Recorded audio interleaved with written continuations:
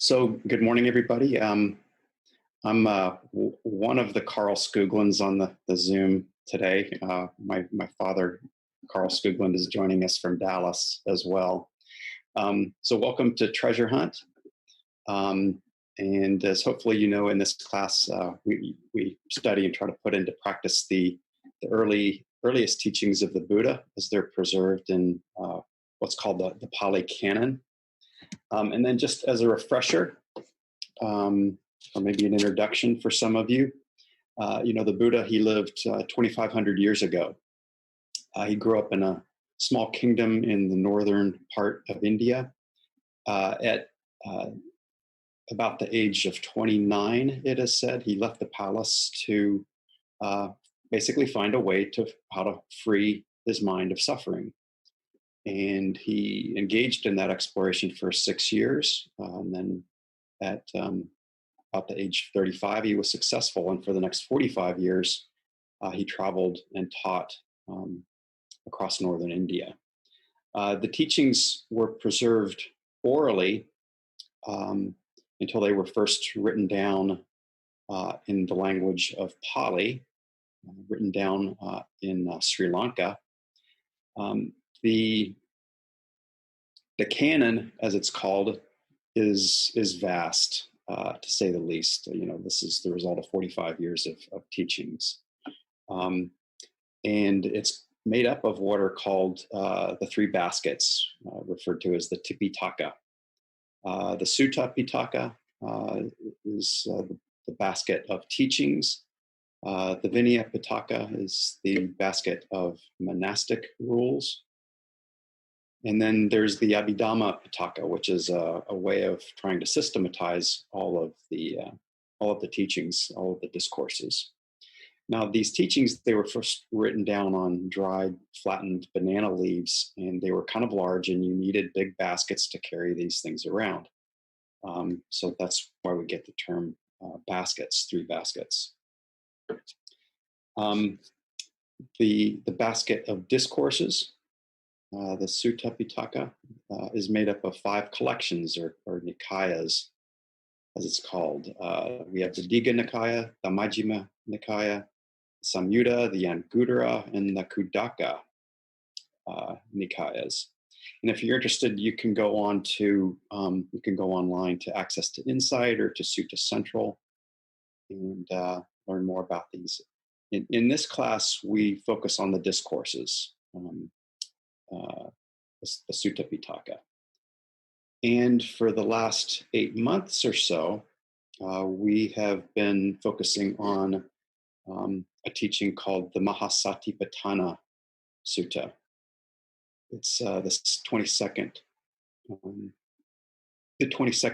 discourse in the Digha Nikaya. There's also a slightly shorter version in the Majjhima Nikaya. Anyway, that's a lot, but this particular teaching, Satipatthana, is the one on mindfulness. It's the famous discourse on Buddhist mindfulness. And it's considered one of the most important in the Pali Canon, one of the most important in all of Buddhism.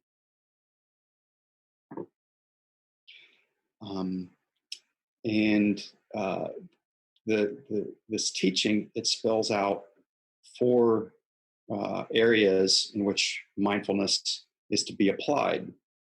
It's to be applied to the physical body. It's to be applied to the felt sense of pleasure and pain. That's the second. And then it's third, it's to be applied to mind states. And then mindfulness is also the fourth foundation, the fourth application is to an area called the Dhammas, which is simply a collection of teachings, which we'll get into in future months. So we're coming off the second of the 4 Satipatthanas, Vedana, again, the contemplation of pleasure and pain. And today we start our study of the third, which is Chitta. The Pali word is Chitta, C-I-T-T-A. Chitta is one of Pali's general terms for the mind. right? So chitta refers to our mindset, our state of mind, our mood, you might say. It refers to what we call our emotional life. Now, in the West, we've created this mind-heart split. We consider that on the one hand we think, and on the other hand we feel. But in Buddhism, we don't encounter this split. They both fall under the category of mind. And the idea with this part of the teaching, with this third Satipatthana, is that in being mindful, we bring to mind the state of our mind, you might say, and then we clearly comprehend the state of our own mind. Right? We just aren't caught within it. We try to clearly comprehend what our state of mind is. And also, and this is important, we don't just become aware of however the mind happens to be in any one moment. The goal of this teaching, the goal of the path, is freedom of the mind becoming unbound, is one translation for nibbana, for nirvana. And it's a very good day, you might say, to spend some time on this. This 4th of July, the day in which our country celebrates its own Declaration of Independence, right? The day in which we said, we are free, we are no longer bound. Right. So now it is important, as beings on this planet, to try to become free of external domination, maintain a just society, maintain personal liberty. But the twist that the Buddhist tradition has on freedom is that it focuses on internal freedom. It focuses on internal liberty, as something that we can realize for ourselves. And the freedom of the Buddhist tradition, it doesn't rely on external circumstances being a particular way. At the end of the day, it's not about the external circumstances. We're not holding out for the world to become different than the way it is. We're not holding out for the world to become a nice place to us. Right? So what I'd like to do is first recite a portion of the text that relates to the third Satipatthana. I'll offer a few thoughts as we go along. And then I will spend some time in actual meditation practice, applying these teachings that we're encountering to our own experience. And then we'll have time for questions and comments at the end.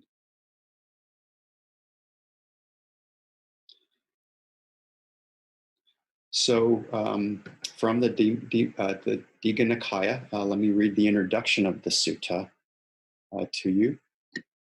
And then I'll read the section on chitta. And this is Thanissaro Bhikkhu's translation, the one we've been using for these last few months. But the sutta starts, I have heard that on one occasion the Blessed One, that's the Buddha, was staying among the Kurus.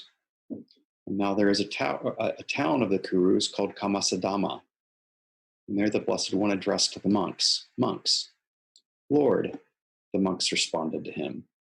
And the Blessed One said, this is the direct path for the purification of beings, for the overcoming of sorrow and lamentation, the disappearance of pain and distress, for the attainment of the right method, for the realization of unbinding. That's Thanissaro's translation for Nibbana. In other words, the 4 establishments or applications of mindfulness. Which 4?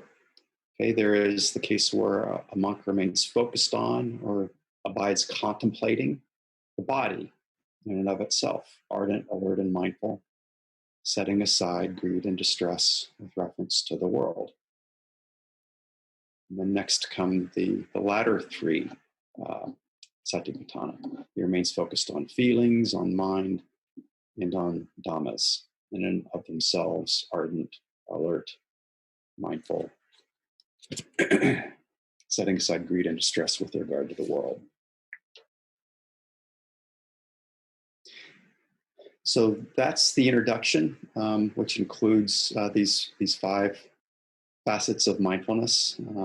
These are the 5 parts that I keep suggesting that we all memorize. As I've said, the idea of memorization is that it's good to have these aspects of the teaching on speed dial. You might think of it.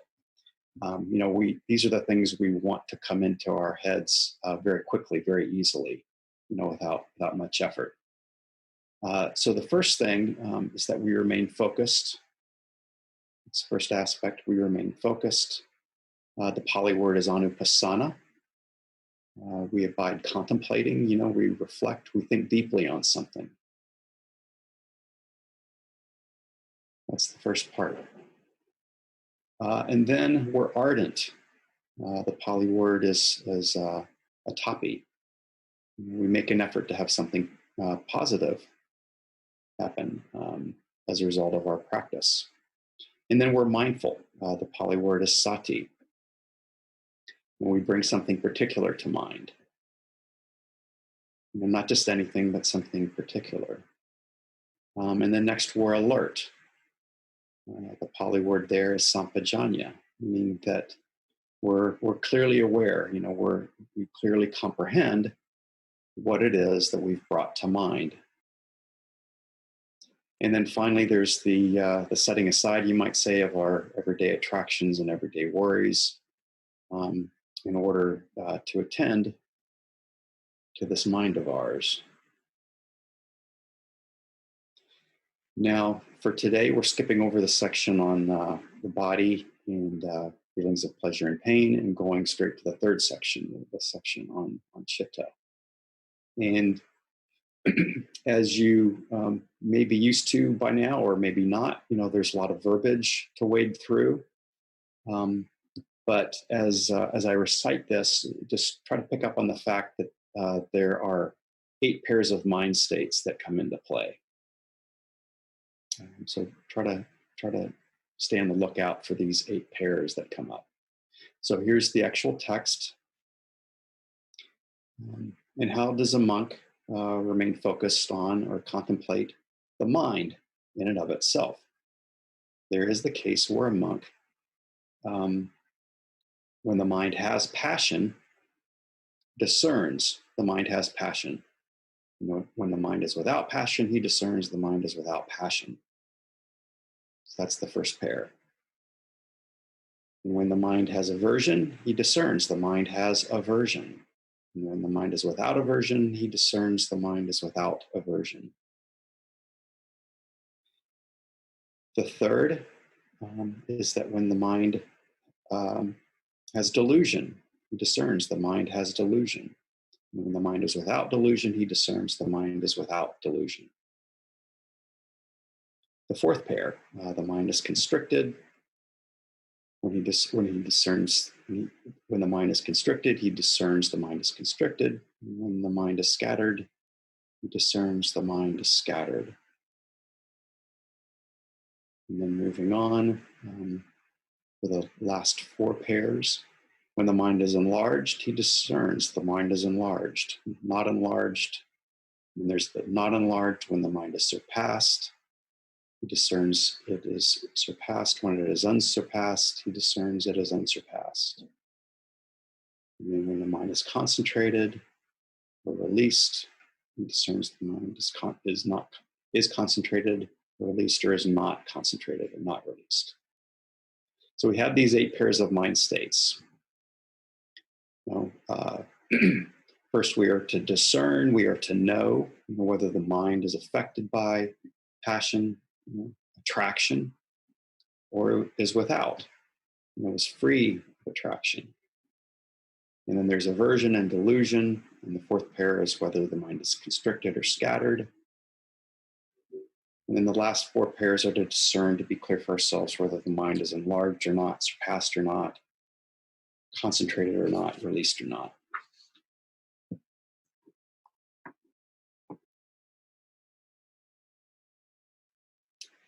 So the first group of pairs very roughly correlate to what the tradition calls the five hindrances. Now, whether you're new to the practice or whether you're a veteran, these states of mind that we should all be familiar with. None of these states should feel foreign or abstract. They might unfortunately feel all too familiar. So maybe the new thing about this teaching, perhaps, is to have these mind states so plainly articulated, right? And in that, it's actually, lies the very power behind it.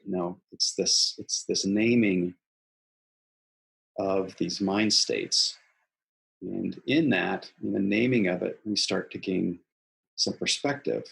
We start to give ourselves the opportunity for some independence from them. So the first state of mind to contemplate is this fundamental energy of attraction, here translated as passion. We hear also translations like lust, which point to physical attraction, and we hear translations like greed, which point to an attraction to material goods, you might say. But no matter how you slice it, the idea is that we want. We want some sort of sense experience to come to us and then to stay with us. That's the fundamental idea behind this first mind state. Next is aversion, and that is the fundamental energy of revulsion, you might say. We also hear translations like hatred or anger. With aversion, we want something to go away. We want something to stay away. And it's interesting, or at least I find it interesting, is that we don't encounter the word, at least we don't encounter fear getting translated a lot. It doesn't seem to come up a lot in these texts. This mind aspect of fear, and I think we could say, though, is that fear is embedded in both attraction and aversion. It's embedded in these first two mind states, in that the mind gets scared of losing something that it wants, and the mind gets scared of getting something that it does not want. That's the basic outline of it, right? So whether it's attraction or it's aversion, there's an imbalance in the mind. This imbalance, again, should not feel like an abstract concept to you, right? I mean, we feel these things. Sometimes it's gross, it's very strong, like a strong wind that, wants to knock us off of our feet. But sometimes it's very subtle, just like a little shift in the breeze, and we may not actually sense it until, we have the opportunity for the mind to quiet down. Only when the mind is quiet may we be able to clue into some of these very subtle attractions and aversions, these subtle imbalances. The third mind state is delusion. Confusion is another way that it gets translated. And here, in the Buddhist tradition at least, the fundamental confusion that would help us to overcome is about why we suffer and how we can be free. Fundamental confusion is about why we suffer and how we can be free. And the way that this confusion manifests is that we look for happiness in the external environment, right? And things that ultimately can't provide happiness. And then on the other hand, we blame our suffering again on our external surroundings. When instead, according to Buddhist tradition, both the source of our suffering and the source of our freedom are to be found within. Within one text calls this fathom-long body. That's where the answers lie. That's where the problem lies. That's where the answer lies. Now, this state of delusion, this state of confusion can also take the form of doubt. This part has, I think, many variations. It takes the form of a mistrust in the teachings. Now, this can be a tricky one because if we feel stuck, like something's not working, we do want to figure out, what's going on. We want to figure out if we're picking up the right tool. And there's actually, I think, kind of a helpful metaphor that the Buddha gives us in one sutta. He has this, he points out how somebody could walk up to a cow trying to get milk from the cow, but then twist the horn, right? And then this person gets frustrated and walks off, right? So this is a form of confusion, right? So it's good to question, if we're approaching a problem in the right way. The problem arises is that when we pick up a teaching and use it in the wrong way or at the wrong time, and then we get frustrated. And this can lead to doubt. It's one of those things that might make us jump from one tradition to another, from one technique of a kind to another.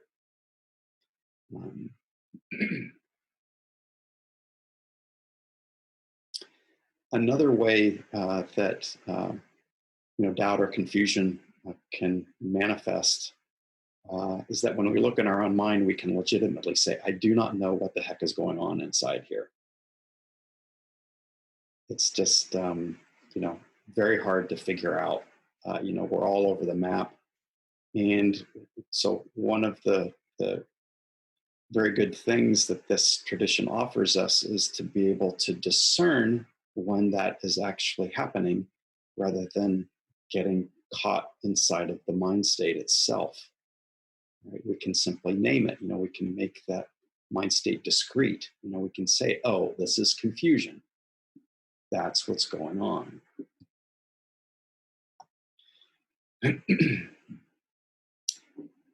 Uncertainty, doubt,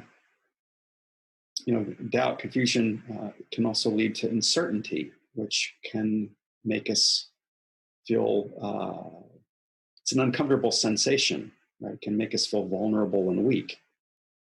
And at that point, it is often the mind's tendency to want to fill that void, fill that void of uncertainty or not knowing. So we jump to conclusions and we might just jump to whatever views, beliefs, opinions, feel handy, feel familiar and safe. And a mind state of confusion can also put us at risk. So we perceive of, we might have to change our minds about something. Right? And in that case, we expose ourselves to the risk of having been wrong about something. Oh my gosh, I was wrong. And that's, again, a very uncomfortable sensation. We might not want to face that squarely. It's a sensation that we might want to avoid. And then just to start to wrap up this whole realm of confusion, and another way that confusion can manifest itself is in the form of mistrust, right? So we mistrust sometimes that it's okay to be quiet, for the mind to be quiet, for the mind to become still, either because there's something we need to do, or that we feel that if we don't do something, something bad is going to happen. If we just try to sit back and be quiet for a few moments. There's also sometimes this fear of the void, you might say, this existential void. When we get quiet, we might feel like we've started to lose our footing. Right? We're no longer on familiar ground. It feels like a nothingness that we might fall into and not come back from. So the mind's response is sometimes to go ahead and fill it up with thoughts. So again, that's a lot on confusion. But one thing to remember, if you are familiar with this tradition, one thing to keep in mind is that confusion is actually more fundamental than craving. Buddhists make a lot of references to craving, but keep in mind that it's confusion that's actually even more fundamental than craving. So it's good to clue into it when we can. The fourth pair that the Buddha laid out for us at that point is to discern whether the mind is constricted or scattered. And for some reason, he doesn't ask us to discern the absence of the two. Nevertheless, the basic felt sense here with these pairs is that the mind feels like it's collapsed. The mind, we have that felt sense of zoning out. It's the equivalent of, not wanting to get out of bed in the morning. Our energy is exhausted. On the other hand, we can be scattered. We can have an excess amount of energy. So instead of blacking out, we may not be, it's more a matter of the mind not stopping. The mind is racing. Instead, it can't stop making up stuff. I heard one meditation teacher say that if somebody else was talking to me as much as my own mind talks to me, I'd be begging them to stop. Right? This points to how the mind can be restless. Also, in any given moment, we may not be experiencing any strong like or dislike, any sense of uncertainty. It's just that the mind gets bored. We're experiencing sort of a generic dissatisfaction. And so the mind goes out looking for stuff. It wants more to be happening than is happening in any particular moment. So the mind wanders and goes out looking for forms of entertainment. Again, this is another basis for restlessness, for mental agitation. So together, these are the five fundamental disruptive forces that arise and flow in the mind: attraction, aversion, confusion, and then bouncing around and then shrinking down, you might say.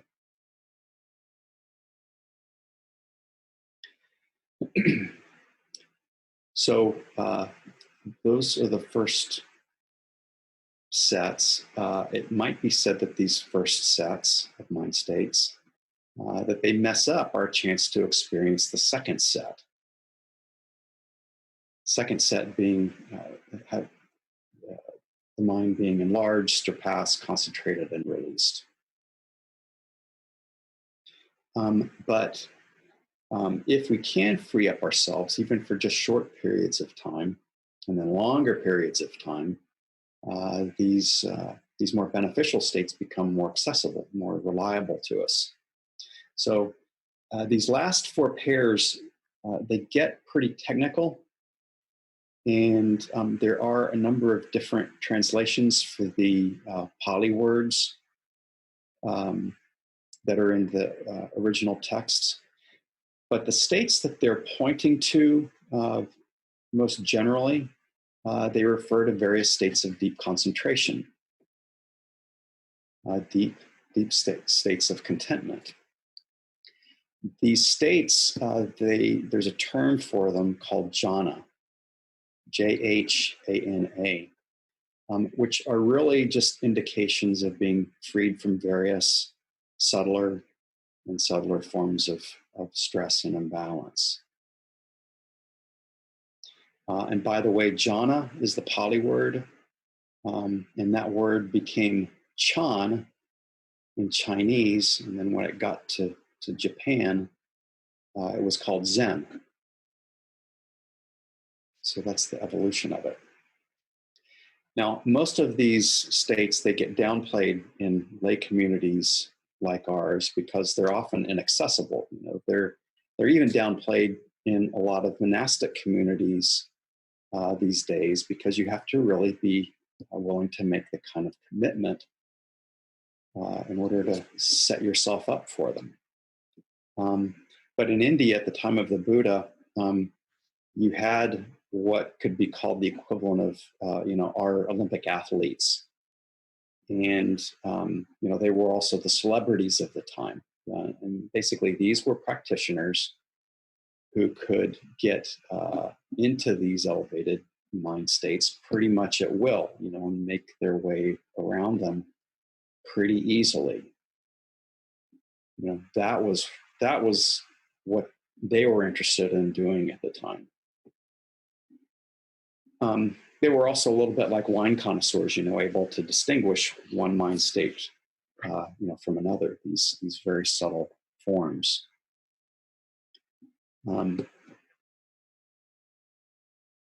So that being said, these are mind states that you may have had glimpses of at points in your life. Maybe this came upon by mistake, or maybe it was something you intended to have happen, to make part of your experience as part of your practice.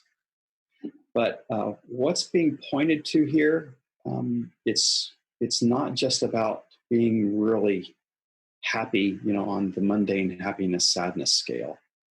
Things are going well in our lives and we feel really good about it. It's not that that's going on. Instead, it's a really different type of mental experience altogether. It's a really different way for a human mind to be. And it is said that when you hit upon jhana for the first time, there's a radical difference in how you're drawn to the typical kinds of happiness, the typical kinds of happiness that we're all used to, the typical kinds of pleasure. We're just not as entranced with that as we used to be, especially as we make that ability more reliable. It's also said that doubt fades, kind of like when the sun hits a mist, because we can see for ourselves how radically different it is, how radically different it's possible to be, how radically different it's possible for our minds to be. The Buddha, we realized was pointing to a completely different kind of mental landscape, a completely different kind of mental world.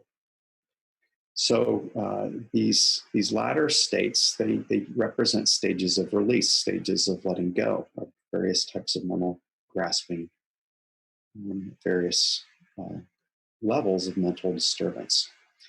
The challenge for most of it is that we're not set up, to tap into this capacity that our minds have. This sort of otherworldly joy and contentment. But I do invite you to check out one sutta in particular. It's out of the Digha Nikaya. It's sutta number 9. It's called the Potthapada Sutta. And in it, there's this wanderer named Potapada, and he asks the Buddha how all these higher states of consciousness come about. And in response, the Buddha describes a kind of spiritual training, which create the right conditions for these states to become available. Now, the very first thing that he says is that we pay close attention to our ethical life. Right? The very first thing we do is we make sure we're covering all the basics in terms of not killing, not stealing, not lying, all of that basic stuff. At the same time, right alongside that, he says that we're to be compassionate, the text says, trembling for the welfare of all beings. Compassionate, trembling for the welfare of all beings. The basic intent of the ethical life is that, when we move around the world, we want to help rather than cause harm. And what the reason that the Buddha pointed to this is, that's an end in and of itself, but also it happens is that there's this huge relief within the mind, because we know we're just trying to be a decent person. And you could say that this is the foundation, this is the very foundation of the tradition, the very foundation of the practice, because as you take that question, how do we create benefit and not cause harm? That's the question you take all the way up to the very end, until you find that fundamental release from dukkha.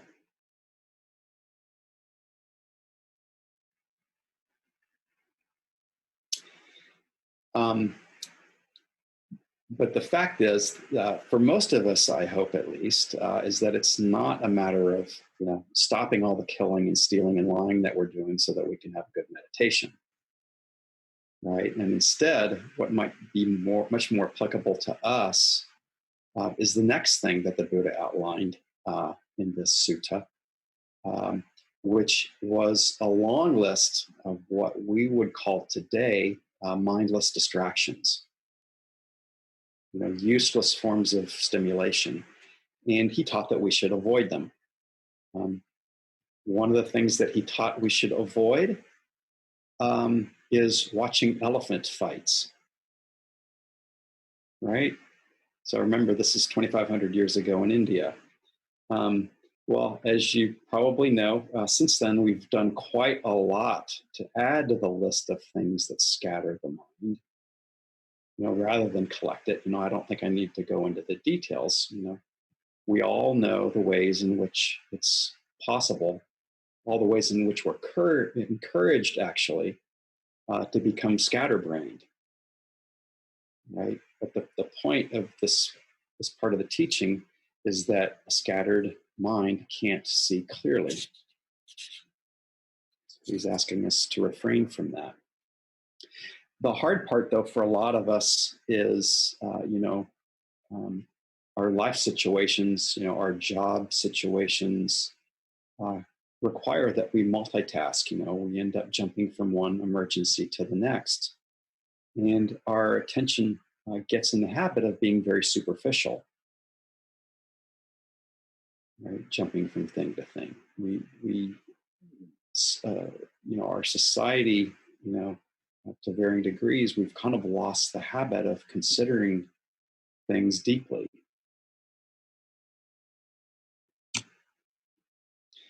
And so what happens is we come down, we sit down to meditate, and our minds can't engage in something as subtle as the breathing,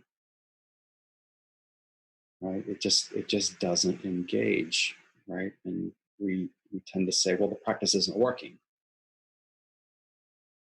Right, this practice isn't working, but with this teaching, we can realize, well, let's maybe back up a few steps and see if we're actually creating the conditions in which the mind can settle down.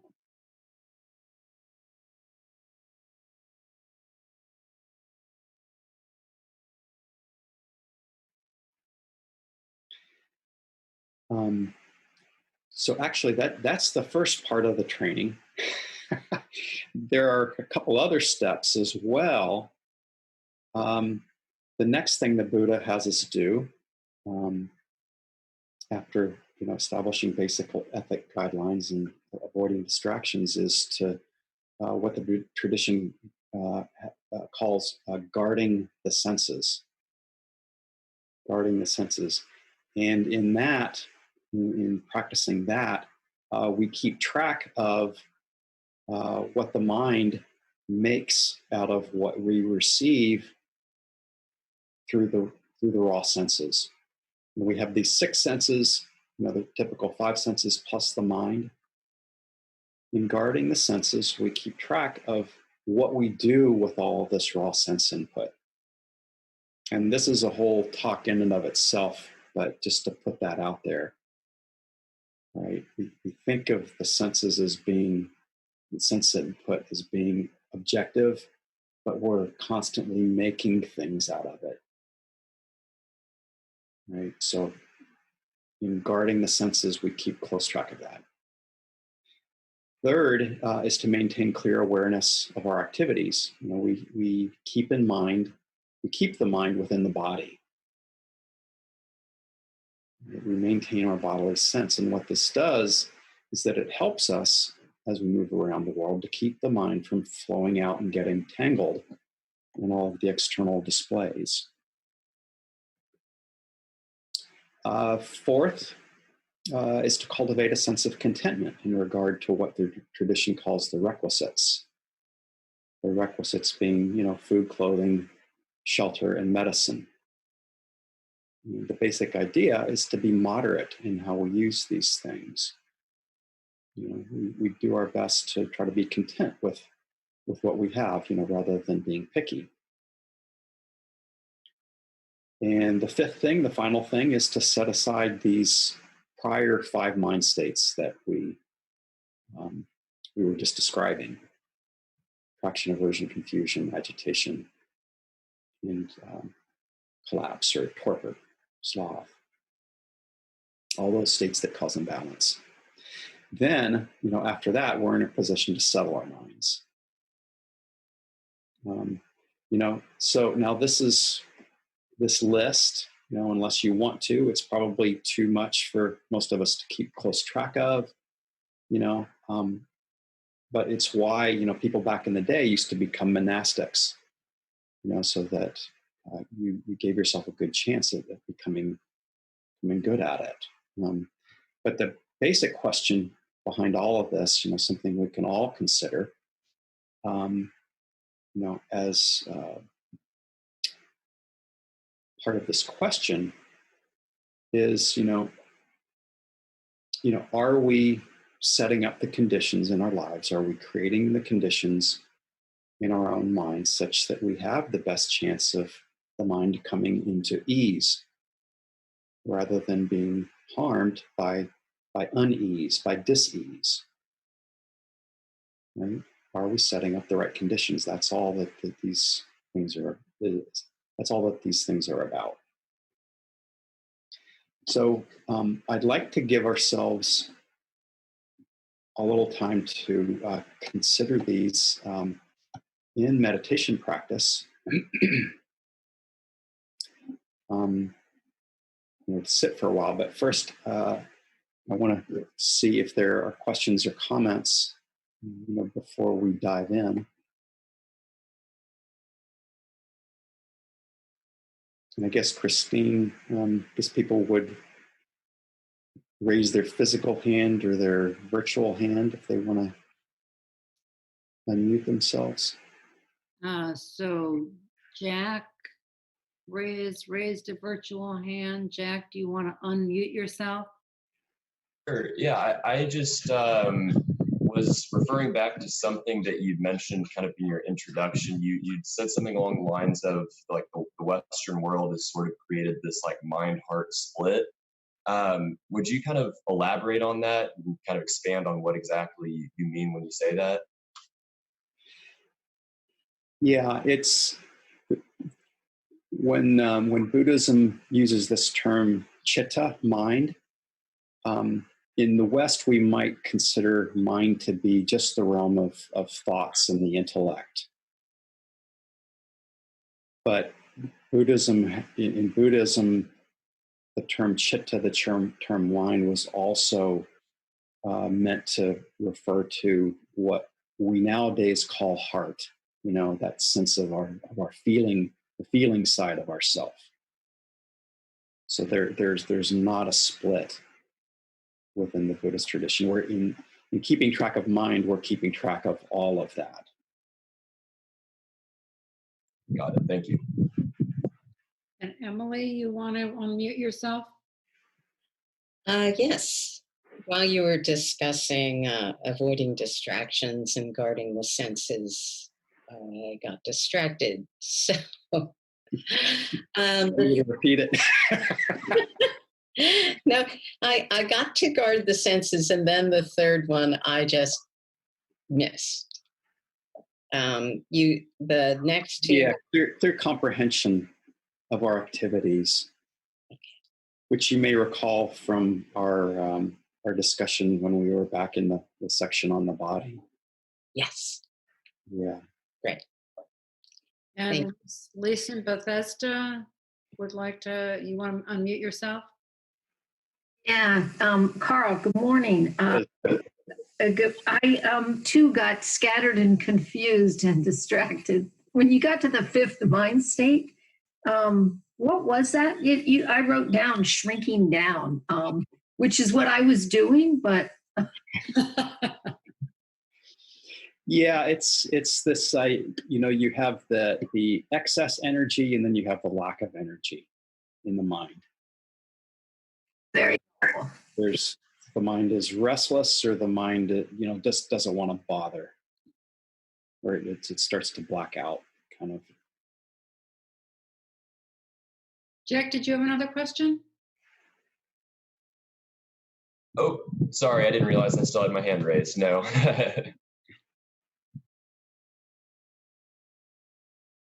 Rich? Rich, hi. You're still muted there, Rich. There. I'm still a little confused about the difference between the second and the third establishments. But my question is, if basically I understand the concepts, how important is it to understand the classifications? The classifications, I think, are important to the degree that they help us be clear about what our experience is. They're not meant to be just, an intellectual exercise. And that is the way it can kind of come off sometimes. Is there's this burden of trying to remember all of this. But once we start to connect these classifications with our actual experience, then they become much more I see. tactile. You know what I mean? Right. So we're in the second Satipatthana is these raw feelings that we have of pleasure and pain. But is it also emotions? Not at that point, and that's Okay. one of the I think sort of difficulties we run into with the translations, because the second realm of pleasure and pain gets translated as feeling, which we say is emotion, but it's not emotion. Okay. Thank you. Yeah, sure. And David has his hand raised. Yeah, so I'd be on video, but I don't want you guys to see my bed head. I haven't quite made it to the shower yet since it's a holiday, but I did have a quick question. Being a psychology major way back when, there's the Maslow hierarchy of needs. And maybe this is just a larger question, but kind of curious how that Western focus, how a Buddhist perspective would look at that. Obviously, that Western focus with the hierarchy of needs was much later. But I'm just curious if there's any way you would look at sort of that hierarchy of needs, versus the Buddhist perspective of suffering and wanting and things like that. Does that make sense? The whole realm of Buddhism meets Western psychology is a big topic, and I'm not really familiar with the particular Western model you're talking about. Oh, okay. Let's talk later, David. Okay. All right. But I'd be glad to get into it with you. But okay. Just it is important to know, though, that one of the reasons that Buddhism became accessible to us in the West is that as Westerners started to create this thing we call psychology, Buddhism was a way in which we could interpret the tradition. I mean, psychology was a way in which we could interpret the Buddhist tradition. Mm-hmm. This is a form of psychology, and actually there are points at which the two have really come together. Mm-hmm. Mindfulness is a big one.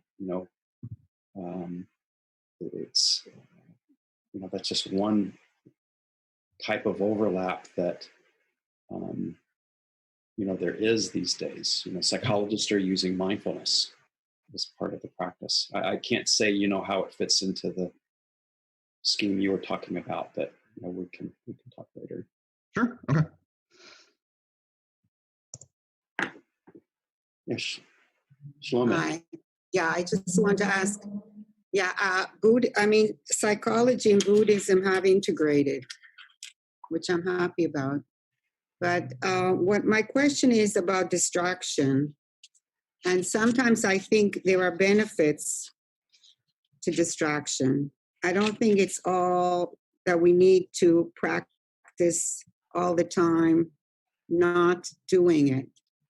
In certain situations, it could be of benefit to the person.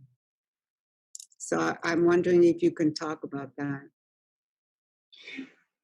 Yeah, I could see that there's a sort of a tactical benefit, you might say, to, taking in only as much as you can. Exactly. And then trying to, doing something else. But the goal is to go in the most healthy direction. And the healthy thing in any particular moment may not be to take on more than you can in that moment, if that makes sense. Right. So, go take a walk, go walk around nature, things of that sort. Thank you.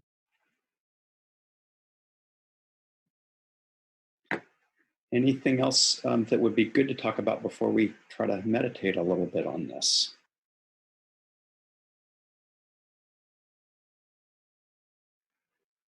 No? Okay. Well, so I'm realizing that for some of you, this might be your very first time to meditate. So just be a little patient with that. For others of you, it's an old trick. But to start, we have about 30 minutes left in the class. So I think we could take up most of that with our meditation period. And for the first part of, about a 30-minute, maybe a little less period, I want to provide a little bit of a guided reflection that relates to this third Satipatthana that we've been talking about. But to first, as part of the more formal part of the practice, pay attention to your physical posture. Adjust your posture in whatever way might make sense, so that you can remain stable yet upright for this period of time. Stable and upright yet relaxed. You may want to close your eyes as well. if that's comfortable, or just let your gaze settle down.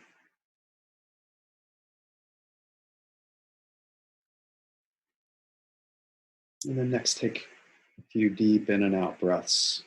Bring the mind into the body. Breathe in deeply, feel the body. Realize that you do have a body. Breathe out and relax. Anything that can be relaxed in the body, go ahead and relax it.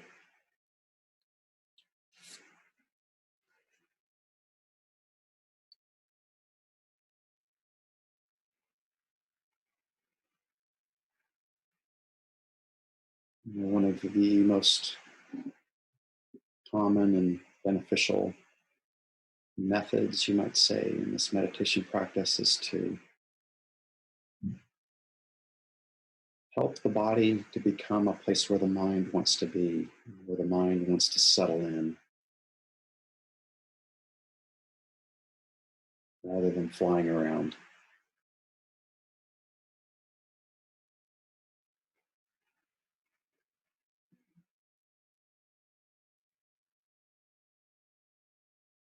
For most of us, it is the mind's habit to fall into trances, you might say,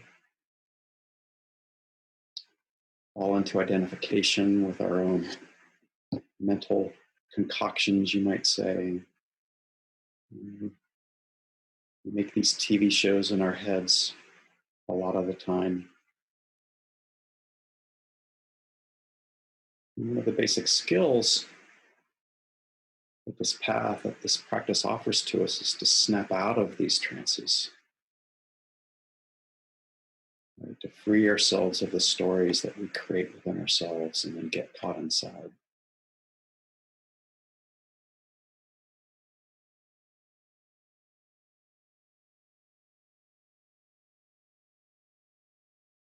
And as we just heard, the Buddha offered us this particular teaching about being clear for ourselves about what sorts of states, what sorts of energies arise in these minds and hearts of ours. The Buddha has us contemplate attraction, aversion, confusion, restlessness, contraction. So let's look into these in these moments that we have.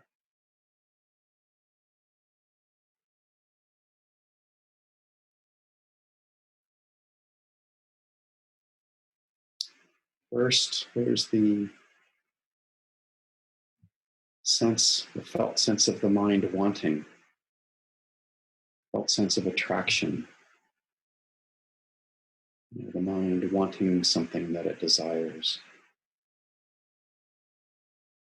So check into your experience right now. See if that's the case. Is the mind wanting anything right now?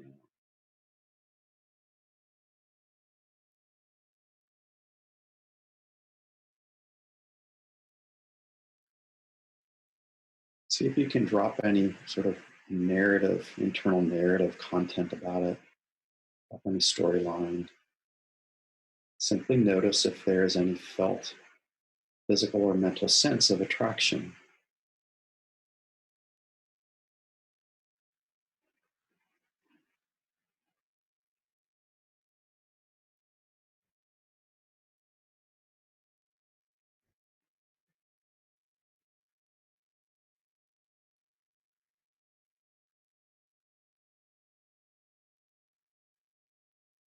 And then next, there's aversion. The felt sense of not wanting something, wanting something to go away or to stay away. This might be sensed as irritation of some kind, some sense of disliking something, something about this moment that you're not liking.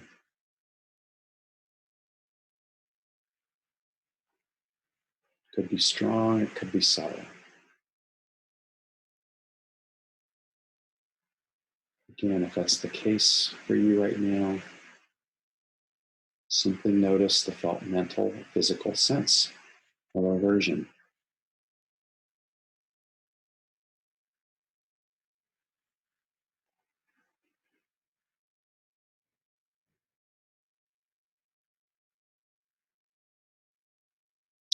And then third, there's confusion, which may feel like some form of uncertainty about what's happening in this moment, about what's happening in the mind.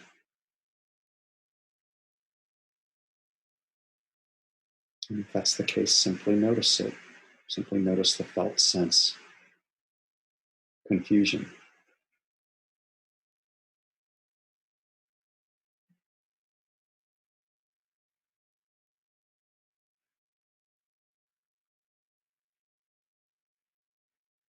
Then there's restlessness, the mind being agitated, wanting to move around.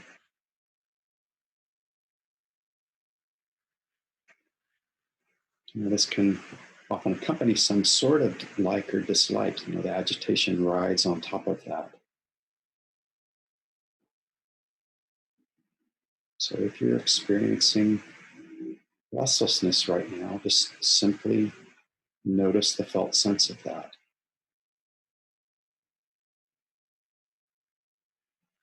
The felt sense of being agitated.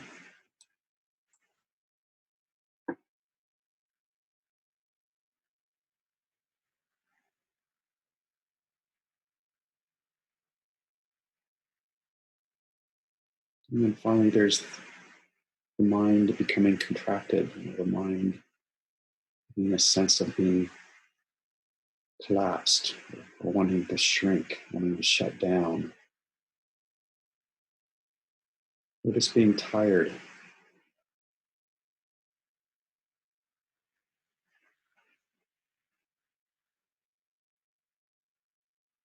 And if that's the case for you right now, just notice the felt sense of contraction, of tiredness.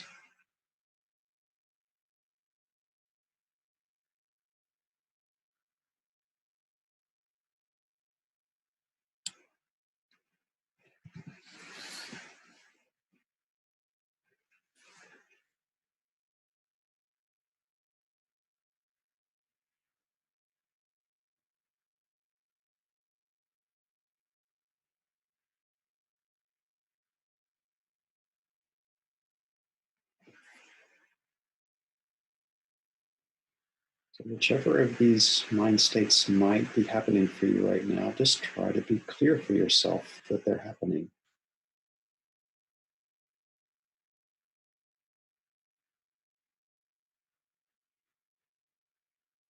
Be clear for yourself that they're happening rather than being caught inside any of them.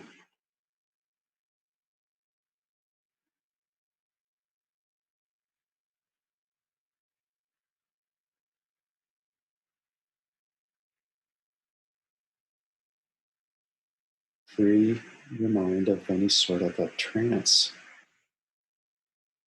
that these mind states might have created for you.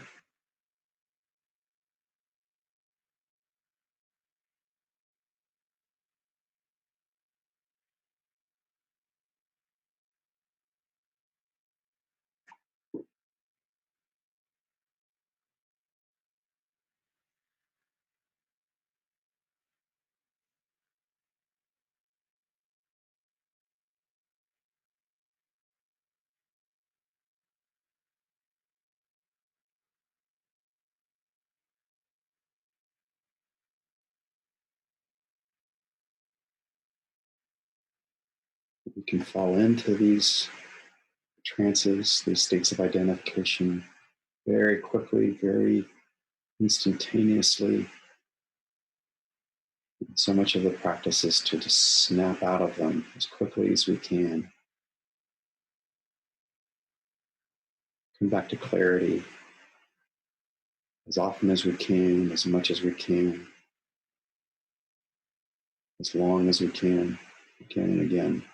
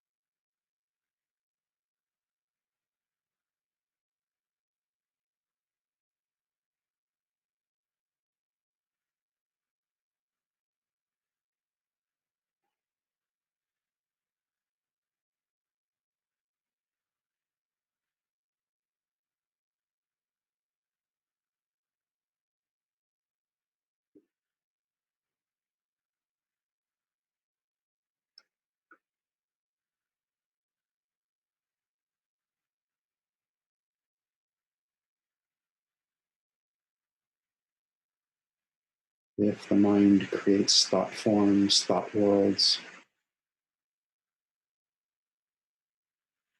again, find your way out of them as quickly as you can. Don't get caught.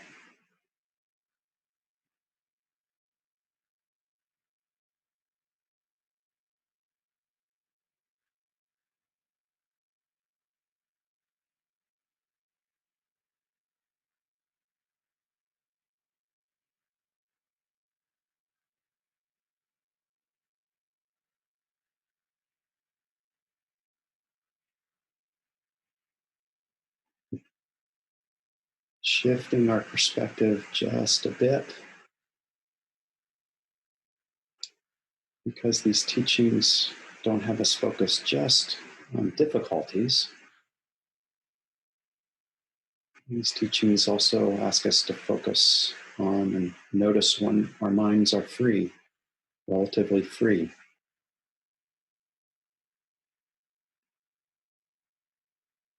So these 5 difficult mind states, you can now take time to be clear for yourself what might not be here. Be clear for yourself what mind states or emotions are not bothering you right now.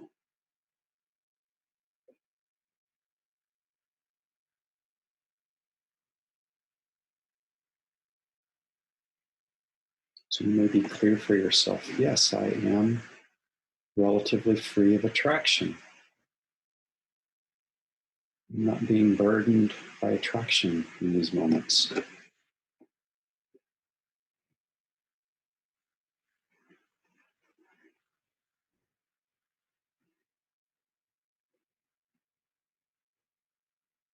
And if it's what your mind typically likes to do, you can rest for a while in the mind being free of attraction. Let that become the focus of your attention. The mind being free of something that might typically bother you.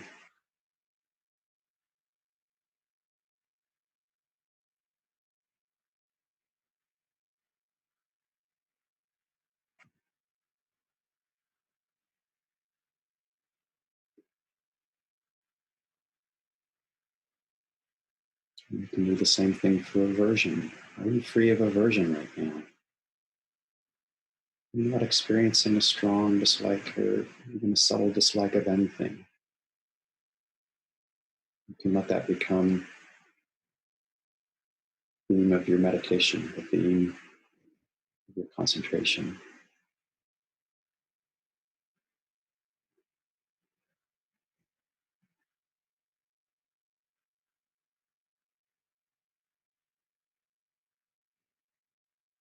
The mind may feel clear right now, rather than feeling confused. You clue into that right now. Be grateful for that.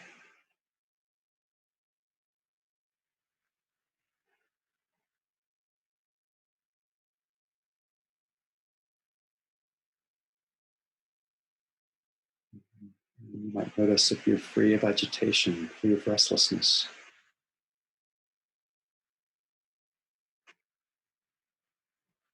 Your mind feels composed and settled rather than agitated.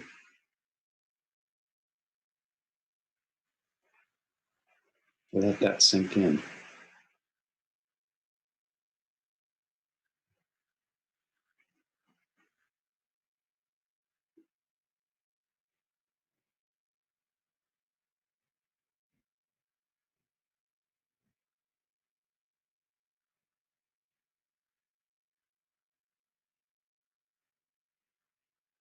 Or you may notice that the mind is not weighed down with tiredness. It does feel energetic. The mind is not being weighed down by torpor, by contractedness.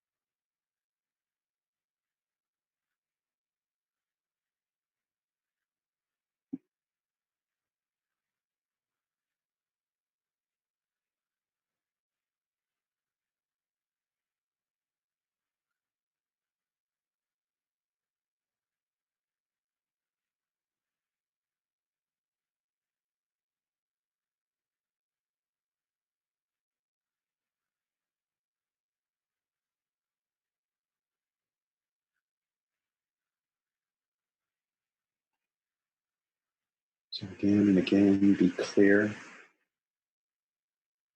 rather than entranced, rather than enmeshed.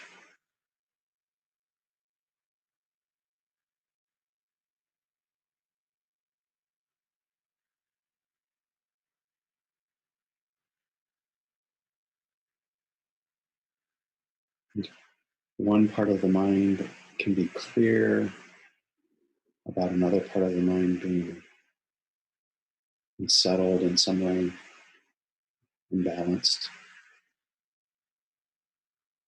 Part of the mind can be clear about that.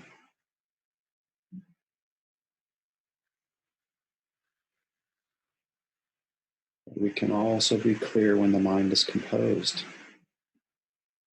and at rest.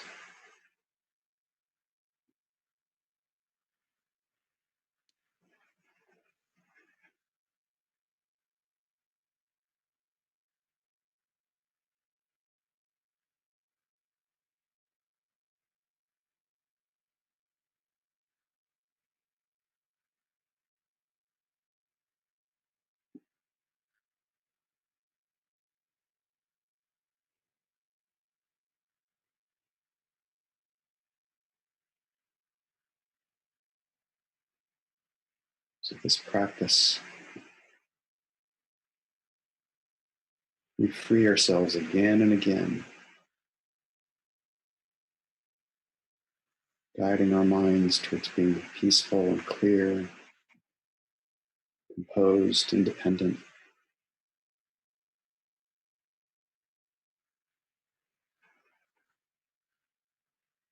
As often as we can, for as long as we can.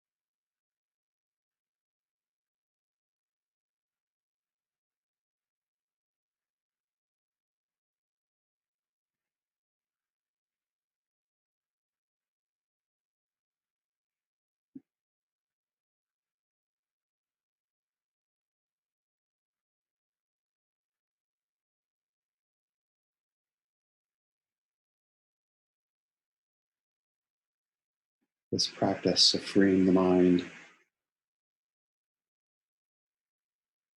it's something we can get good at,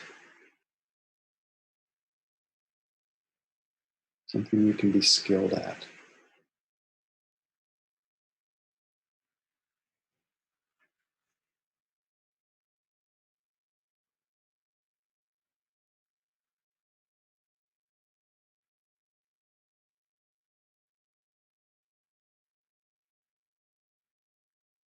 It's a skill that we can make strong and reliable for ourselves. And as we develop that within ourselves, the benefits of that ripple out into the world. They don't just stay within ourselves.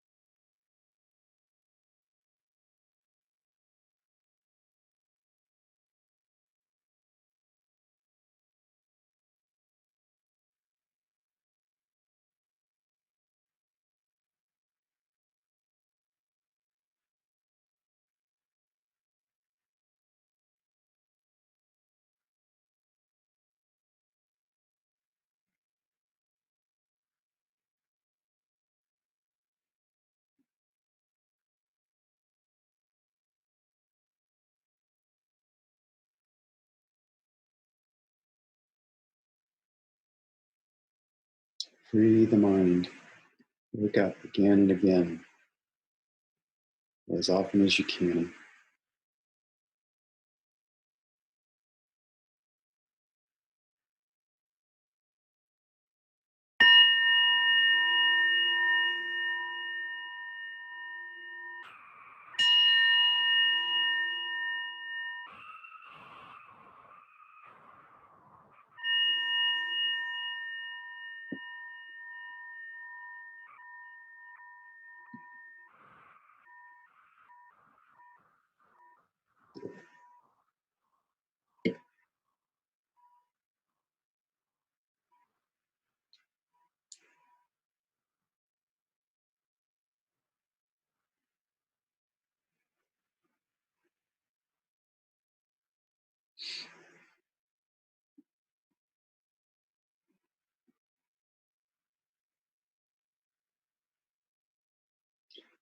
So we have a little time left to hear how that was for folks, or if there are other questions, comments to make.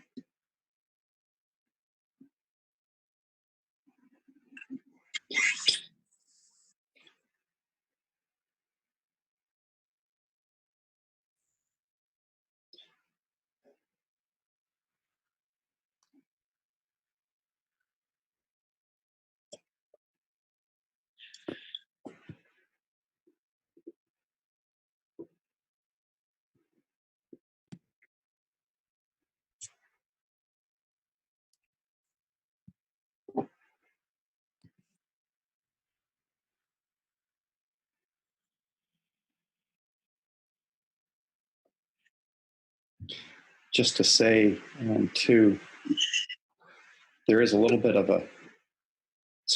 we didn't get to the refrain, what's called the refrain, which is actually a really rich area. And we'll pick that up when we meet again in August. Just the different permutations in which this basic formula can be applied. Something to look forward to, if you do look forward to that kind of thing. I want to point out that you mentioned distractions. You focused on some of it, helpful for me, but also in right speech, one component is distractions of chit chat and mindless chatter, even gossip are distractions. Right. I think a sign that you are comfortable with the person with whom you are with is the ability to be quiet. Mm-hmm.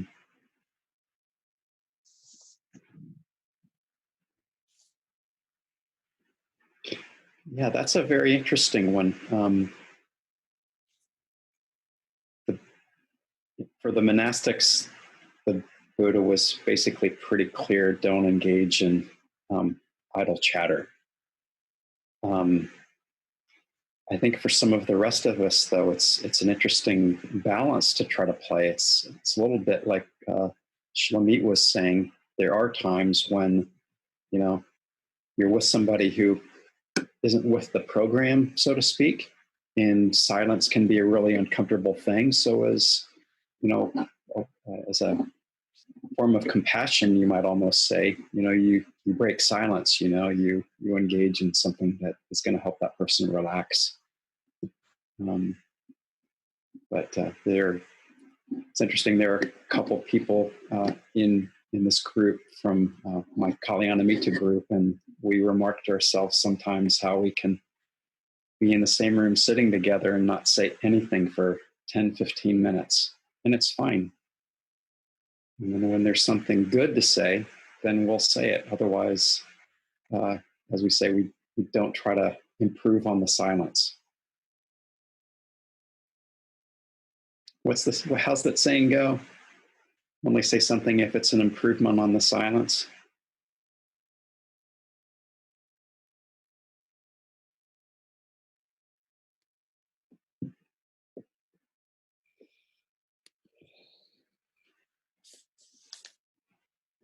I see that Emily has her hand up and she's unmuted, so she must be wanting to say something. Oh, I was waiting for the saying about Oh, yeah, no, that's it. a joke or silence.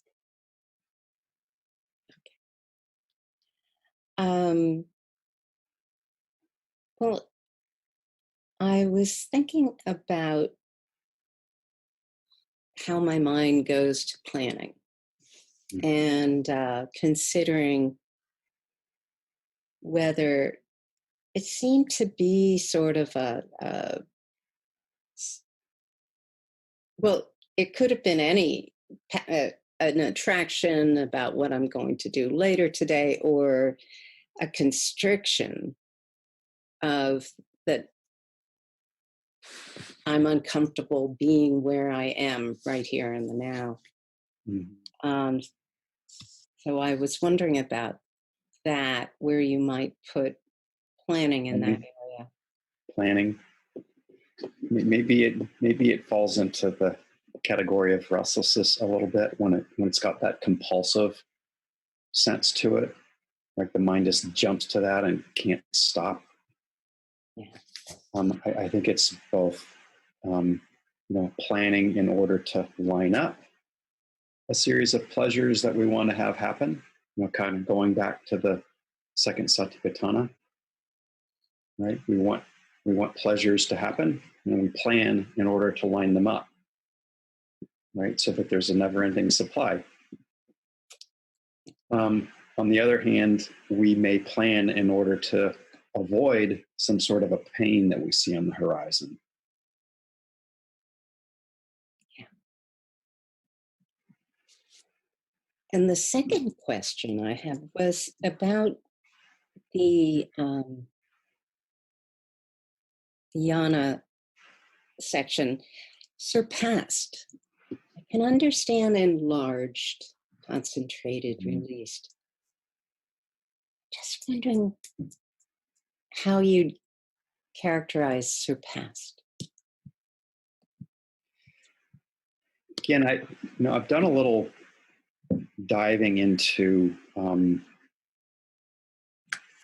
what those terms actually refer to, and it's actually, I think it's fair to say, it's kind of unclear, how, and it varies a little bit how those mind states are interpreted or to be interpreted. But the general sense that I get from commentaries and whatnot is that they do refer to various types of highly concentrated states. And in the sense of being surpassed, you could say, my mind is, if you want to look at it in stages or steps or levels, the mind state that I'm in right now, it's good, but it could get better. Right? I could be even more released than I am now.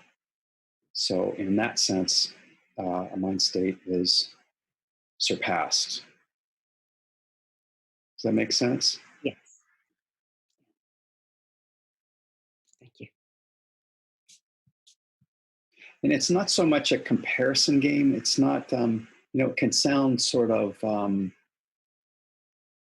check the box, move on. You're climbing the ladder, like we like to, be very ambitious for ourselves in these days. But it's more a matter of realizing what we have yet to let go of.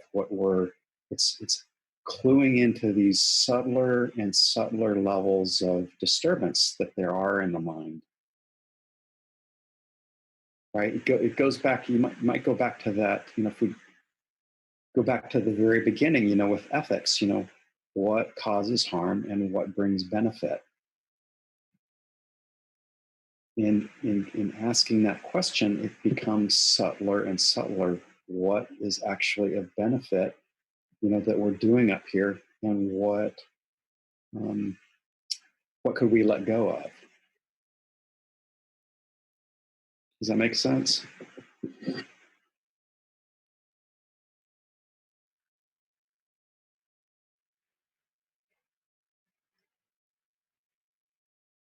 Well, it is a little bit afternoon, and if people need to jump off, please feel free, but I'm happy to stay on if there are more questions.